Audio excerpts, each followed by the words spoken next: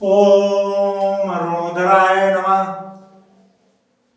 Atharva classes में मैं doctor कुलदेव कुमार पांडे आप सभी प्रिय मित्रों का स्वागत करता हूं। स्वस्थ हो, आपका भविष्य उज्जवल हो, आप अपने पथ पर आगे बढ़ते हुए माता सरस्वती की कृपा सदैव आप पर बरसे और आपका विवेक प्रोग्रेस करता हुआ अपने लक्ष्य को प्राप्त करें। आइए प्रारंभ करते हैं आज का टॉपिक। आज जिस टॉपिक में चर्चा होगी वैदिक कालीन स्थिति। वैदिक कालीन स्थिति से तात्पर्य यह है कि वैदिक कालीन स्थिति में ऋग वैदिक काल और उत्तर वैदिक काल, मैंने यहाँ पे दोनों को एक साथ लिया है आज इस चर्चा टॉपिक में कि ऋग वैदिक में क्या रद्दोबदल हुए और उत्तर वैदिक में क्या रद्दोबदल हुए शासन संबंधी। आइए उसी पे चर्चा करते हैं। इसके बाद धार्मिक बातें भी होंगी, आर्थिक बातें भी होंगी। नेक्स्ट अगले टॉपिक पे अगले दिन यानी आइए प्रारंभ करें। एक तरफ वैदिक ऋग वैदिक काल है और एक तरफ उत्तर वैदिक। सबसे पहले तो हम ये जान लें कि उस दिन मैंने कहा था कि सभा और समिति के बारे में चर्चा करेंगे, तो हम जान लेते हैं कि सभा क्या है और समिति क्या है। यह जानना अत्यावश्यक है। ऋग वैदिक काल में सभा और समिति दो संस्थाएं थी, विदत भी था, ठीक है ना।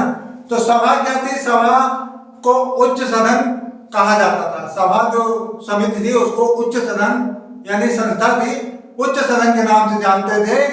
समाज में बुद्धिमान और अनुभवी व्यक्तियों की यह संस्था थी। कौन सी? सभा।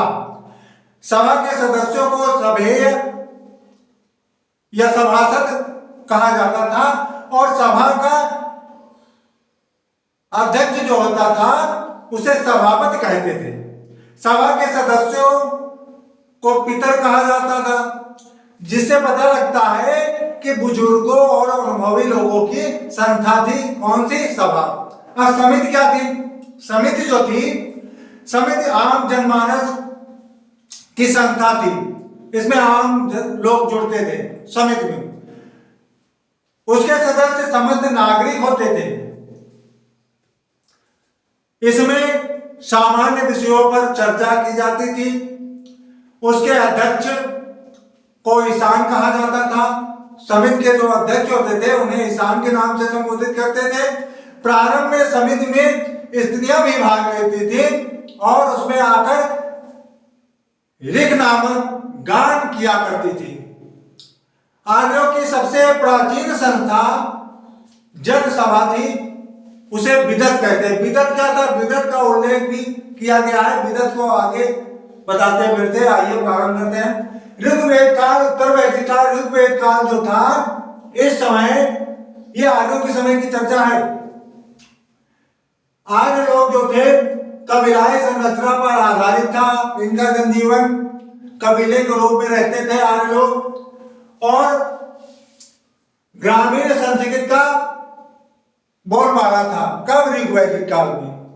उत्तर वैदिक काल में इसके ठीक अपोजिट हो गया। यहां पे जो कबीलाई संरचना थी वो टूट गया और उसकी जगह पे क्षेत्र या राज्य भी कह लीजिए।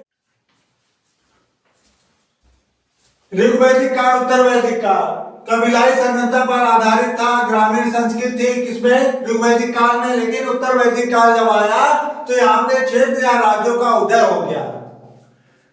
दूसरा, जन जो है प्रशासन की सर्वोच्च इकाई होती थी जन, और जन का जो स्थान उत्तर वैदिक काल जब आया तो जनपद ने ले लिया, यहाँ पे जनपद हो गया। राजा जो था ऋग वैदिक काल में, इसको कई नामों से जानते हैं। जनस्य, गोपाल, पुरभेत्ता, विषपति, गणपति या गोमाता कहा जाता था राजा को। लेकिन उत्तर वैदिक काल जब आया तो राजा जो है वो अत्यधिक ताकतवर हो गया एवं राष्ट्र की उत्पत्ति उत्तर वैदिक काल में हो गई। गायों के लिए युद्ध होते थे ऋग वैदिक काल में, क्योंकि वस्तु विनिमय का साधन गाय भी थी। तो इसके लिए गायों के लिए युद्ध भी होते थे। लेकिन जब उत्तर वैदिक काल आया तो यहाँ पे क्या हुआ, यहाँ पे जो है क्षेत्र यानी राज्यों के लिए युद्ध लड़े जाते थे। अपने साम्राज्य का विस्तार करने के लिए राज्यों के लिए युद्ध होने लगा। कहां? उत्तर वैदिक काल में। सभा, ऋग्वैदिक काल में सभा समिति पर राजा का आधिपत्य होता था, किंतु जब उत्तर वैदिक काल आया तो पुरोहित एवं धनी लोगों का अधिकार हो गया। इस जगह पे जहां राजा का अधिकार था वहां पुरोहित एवं धनी लोगों का हो गया। विदत जो था 122 बार उल्लेख जो है ऋग्वैदिक काल में, ऋग्वैदिक में इसका उल्लेख 122 बार हुआ है। किसका? विदत शब्द का। आर्यों की प्राचीन संस्था थी कौन सी? विदत। लूटी गई वस्तु का बंटवारा होता था विदत में, और आध्यात्मिक विचार विमर्श भी विदत के अंतर्गत होते थे। उत्तर वैदिक काल में विदत जो है समाप्त कर दिया गया था, ये था ही नहीं। स्त्रियां जो है सभा समिति और विदत में सम्मिलित हो जाती थी, क्योंकि समिति में ऋक नामक गान के लिए स्त्रियों की आवश्यकता होती थी। इसके लिए इन्होंने क्या किया था? ऋग्वैदिक काल में स्त्रियों को रखा था, सम्मिलित किया था सभा समिति और विदत में। किंतु उत्तर वैदिक काल में क्या हुआ? स्त्रियां जो है बहिष्कृत कर दी गई संस्थाओं से, इनको नहीं रखा जाता था।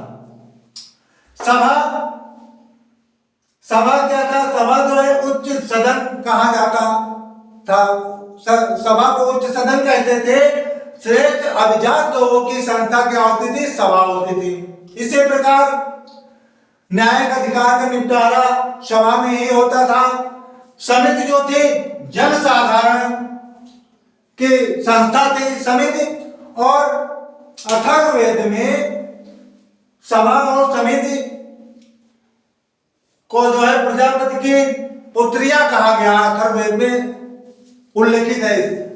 इसका वर्णन है कि सभा और समिति जो ये जो थी संस्थाएं, ये प्रजापति की पुत्रियां थी। राजा के पास जो था स्थायी सेना नहीं होती थी ऋग्वैदिक काल में, और यही क्रम उत्तर वैदिक काल में भी था। इनके पास भी, राजा के पास उत्तर वैदिक काल में भी सेना स्थायी रूप से इनकी नहीं होती थी। अब आता है कर। कर के बारे में, कर जो था बलि कर लिया जाता था। किसमें? ऋग्वैदिक काल में बलि कर की प्रथा थी। किंतु उत्तर वैदिक काल जब आया तो यहाँ पे बलि कर तो लिया जाता था, लेकिन इसके अतिरिक्त भाग तथा शुल्क नए कर और जोड़ दिए गए। नमस्कार दोस्तों, धन्यवाद। ये था आज का वैदिक कालीन स्थिति की चर्चा। इसके बाद अब हम कल जो चर्चा करेंगे अर्थव्यवस्था संबंधित, भी धार्मिक कैसी व्यवस्था थी वैदिक कालीन स्थिति में, इस पर चर्चा होगी। नमस्कार दोस्तों, धन्यवाद।